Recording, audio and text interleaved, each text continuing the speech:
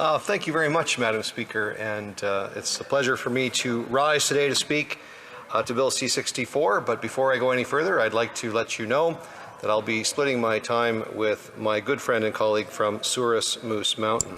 And Madam Speaker, the debate today is about C-64. It's an act regarding pharmacare. At least that's what everybody is being told that is what it's about.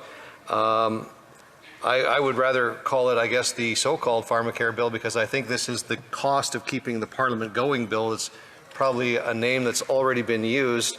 But this bill is very, very tepid. It's not a national pharmacare program. This is actually just a piece of legislation that is meant to check a box to keep a supply and confidence agreement in place. Now, to the NDP, I can't believe that they actually think that this is the pharmacare bill that they envision. I haven't met a program that the NDP wouldn't actually want to nationalize, but there's the joke that goes around. It says it's not how much it's not knowing that a politician can be bought. It's knowing how little they'll let themselves go for. So if you're in the NDP caucus right now and you're thinking this is what the misery that they're suffering in the polls, the misery that they're suffering nationwide, the same misery that Canadians are suffering, this is all they managed to get out of the supply and confidence arrangement with the government today. So. And it's not, Madam Speaker, it's not a pharmacare program. Healthcare is actually the provincial jurisdiction. It should be delivered by the provinces, and simply adding diabetes, some diabetes measures into it, which is, I guess, on the surface of it, a good thing, and contraceptives, but to the tune of $1.5 billion. And I'll remind viewers watching at home, if you actually believe this is all it's going to cost, I'll remind you that the government bought a $7 billion pipeline and built it for about $40 billion. So if the history is any predictor of the future when it comes to what things cost under a Liberal NDP coalition, then you should be looking at least that example, if not more. And to us as Conservatives, yeah, the issue is one of provincial jurisdiction. I come from Alberta. This is a very important issue to our province, to our Premier. This is just another intrusion into provincial jurisdiction. And we think that during these financial times when Canadians are struggling to make ends meet, pouring more fuel on the inflationary fire is certainly not going to help. It's another financial albatross, I think, in the making that Canadians can't afford and are not willing to pay for.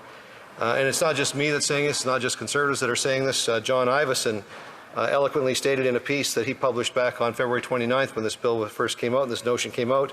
He says, "This is the woebegone child of a loveless Liberal NDP marriage." And that's basically what we're dealing with, Madam Speaker. It's become clear to me that this bill is basically the cost of keeping the NDP's support until this Parliament, until the Supply and Confidence and the coalition partners can take this until October of 2025. It was supposed to be October 20th. It's going to be extended by another week to make sure that certain people here get the financial benefits that they think that they're entitled to. But it just goes to show that there is only one serious opposition in this House, and that is the Conservative Party. And the NDP is not an opposition party, but they're basically a willing accomplice to everything that the Liberal government has in its agenda. And they have been winning partners in creating a massive inflationary deficit, setting restrictive policies towards, for example, lawful gun owners, natural health products. Signed up for that 2 years ago without even knowing the NDP was going to vote in favour of that in Bill C-47 last year. Impeding on provincial jurisdiction time and time again, which is, of course, front and centre with this piece of legislation. Continuing to cover up for the government's scandals, covering up for them at committee, but also here in the House of Commons, introducing soft-on-crime legislation or supporting that soft-on-crime legislation that's turned our justice system into a revolving door, sending Canadians to food banks en masse, a couple million visitors, and now where it's up over 300%, allowing housing prices to skyrocket and neglecting our military to the point where our soldiers are basically relying on food donations while they're in Ottawa for training. I could continue, Madam Speaker, but I've only got 10 minutes, but I think you get the gist of what I'm trying to say. It's bad enough that the NDP has backed budget after budget and shut down our work to hold the government to account at committee, but they're telling Canadians that they're doing their actual work as an opposition party. Well, you can't have it both ways. You can't be in opposition while you support everything that the government does. I don't buy it, Madam Speaker, and neither do Canadians. A December 2023 Leger poll indicated that only 18% of Canadians listed the establishment of a national pharmacare program as a healthcare priority, and the promise was not included in the 2021 Liberal platform. Canadians did not vote for a party promising pharmacare, yet here we are thanks to an NDP party that is keeping this weak and basically lame duck government in office. And no wonder, Madam Speaker, that some provinces are already saying publicly that they're choosing to opt out. Let it be known that the absence of the NDP as an opposition is also keenly felt in other areas. Just last year, as I was mentioning, the NDP Liberal Coalition passed Bill C-47. I don't suppose anybody in the NDP was told when they signed on to this supply and confidence agreement back in 2022 in, I believe it was March, that they would be asked to actually regulate natural health products the same as therapeutics. But they did it anyway. As a matter of fact, they made that commitment. They made that commitment a year before that bill was actually passed. And it's going to basically shut down our supplements and our natural health product industry when they get classified and rebranded as pharmaceutical drugs. And what did the NDP do when this came up for debate? Well, they backed the budget instead of forcing the government to remove those clauses, 4 little clauses from Bill C-47, Budget and Implementation Act.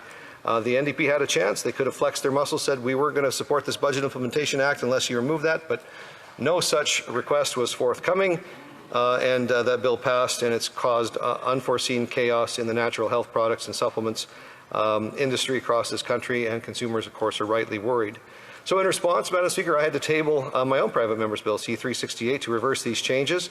And this is just part and parcel. The NDP says one thing to Canadians, but they actually do another. Could you imagine such a thing as standing up, if you're the House Leader of the NDP, for example, standing up and saying time and time again for the 18 years that he and I have been in this House together, how much he doesn't like omnibus legislation, and yet gleefully passed Bill C-47 and told the government that they're going to continue to pass every budget and every Budget Implementation Act henceforth after March of 2022.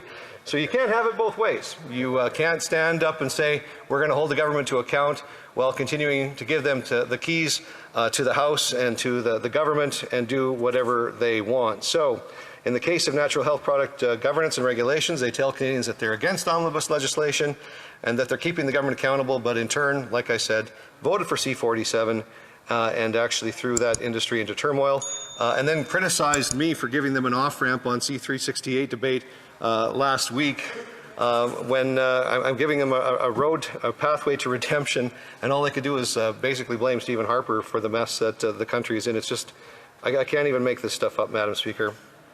And Canadians are asking, this is the most common question I get, is when are we going to have an election? And who would believe anything anybody in the NDP had to say anymore when the actions are completely 100%, 180 degrees opposite of what they do in their actions with what they say with their words? And it should also be highlighted that this bill has been introduced with no public consultations whatsoever. So it comes as no surprise to Conservatives. This piece of legislation has been pushed from a government with a terrible record on transparency. It's a government that regularly rushes massive changes with little regard for whom these changes may impact. They talk about the intended consequences, but they never fully understand the unintended consequences of the things that they do, which is why we're in the mess that we're in today. Conservative position on C-64. Liberals know that this project is an expensive boondoggle. That's why they abandoned it in their 2019 election promise. And even former Finance Minister Bill Morneau noted in his book that a single-user system would cost an additional $15 billion a year. You can't believe the $1.5 billion number. And that's why, Madam Speaker, myself, and I know my colleagues here on the Conservative side, will respect provincial jurisdiction and will actually vote against this piece of legislation. And we encourage the NDP to change their ways before their party actually fades into oblivion forever. Thank you, Madam Speaker. Questions and